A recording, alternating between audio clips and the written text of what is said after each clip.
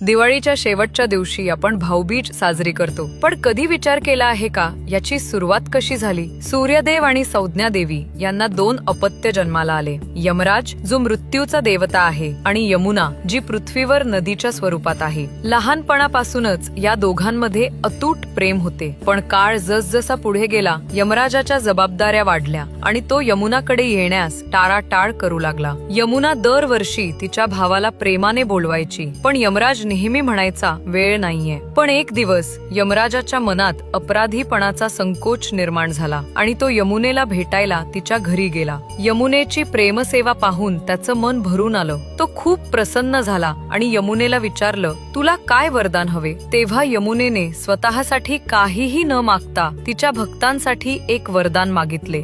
जे भाऊ बहीण या दिवशी एकमेकांना प्रेमाने भेटतील त्यांना दीर्घायुष्य, आरोग्य आणि सुख समृद्धीचं वरदान मिळाव. म्हणूनच या दिवशी आपण भाऊबीज साजरी करतो. हा फक्त एक सण नाही, तर प्रेम, विश्वास आणि आपुलकीचं प्रतीक आहे.